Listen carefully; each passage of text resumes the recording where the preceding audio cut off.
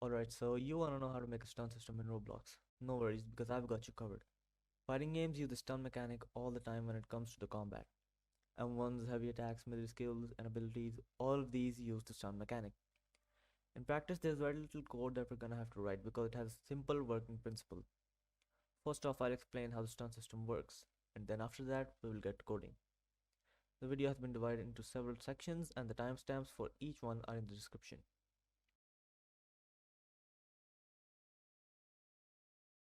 So it all starts from attributes. Attributes allow us to set custom data for instances, and the first attribute we will create will of course be named stun. It will be a boolean value, meaning it can only be true or false. We will create the attribute for the character as soon as the player joins, and this will be done on the server side. Once that's done, we will go to client side and add a check for the value of the stun attribute in any moves we already have. For example, I already have an M1 system, so in the client conditional structure, I'll add a check for the value of the stun attribute.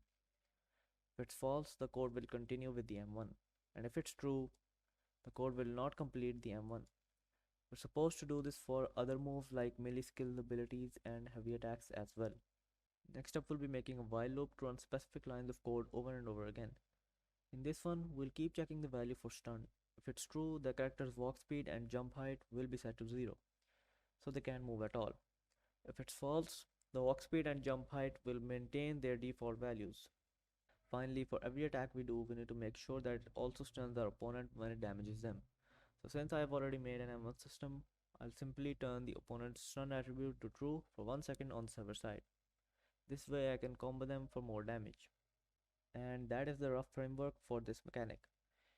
If you didn't understand anything at any point, just rewind the video, post your questions in the comment section down below, or check out the link for the Roblox API which has been provided in the description for this video.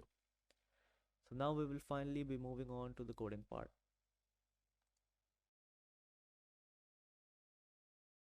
So starting off, we're first going to create our stun attribute. There's two ways to do this. If you have a custom model, you just need to go to the directory of the model, click on it, and press this plus icon over here in the attribute section. Name it stun and set the type to boolean, meaning it can either be true or false. And that's all you need to do if you're using a custom model. Now if you're using your default Roblox character model, then you're gonna need to write like 4 lines of code. So just create a new script in server script service.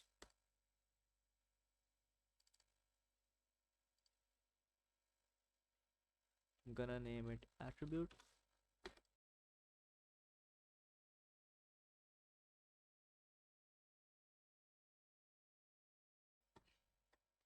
And that's all the code you need to create an attribute for your default model. So whenever the player joins the game, this event will run, which is connected to this function. This is our player, and then when the character is added, this function will run. This is the character model, and then the server will create the stun attribute for us and set it to false. Now, if you have an M1 system in your game or any other attack system, you're gonna need to go to its client script like I have here, and then you're gonna need to make sure that your M1s, for example, will not run if the stun attribute is true. So this is the code for my M1 system, and this code will only run if these conditions are fulfilled. So as you can see, I made sure that it checks if stun is false. If it's false, only then this code will run. So do this for any other attacks you have. So now we're gonna be using a while loop to keep checking our stun attribute. I'm just gonna do it right here. You can create a new local script in starter player scripts if you want.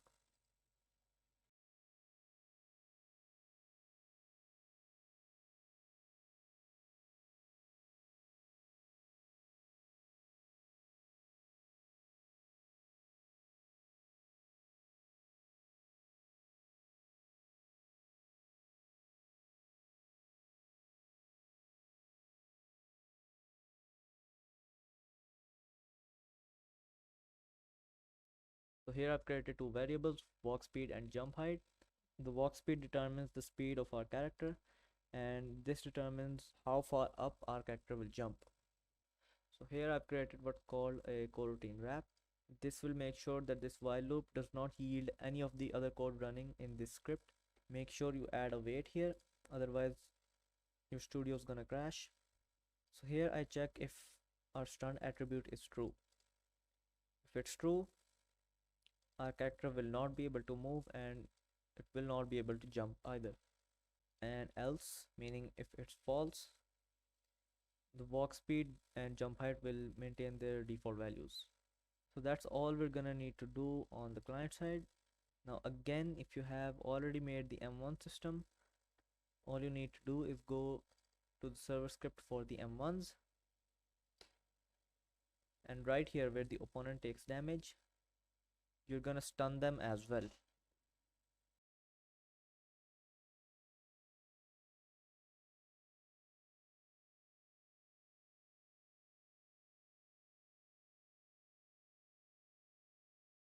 So here I set the opponent's stun attribute to true, then I wait for 2 seconds, and then I set it back to false.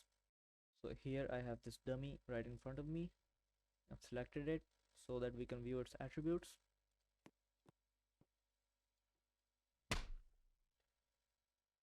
As you can see, the stun attribute turned true for 2 seconds and then turned back to false. Now let's test if the stun actually does its job and we can't like move around and stuff. So this is my model. I set it to true. Yes, it works. So I can't move at all. I can't do my M1s. So that means our whole system is working perfectly. If I set it to false, there I can move again. So that's gonna be it for this video. I hope you guys learned something. Make sure to leave a like and subscribe, and I'll see you all in the next one.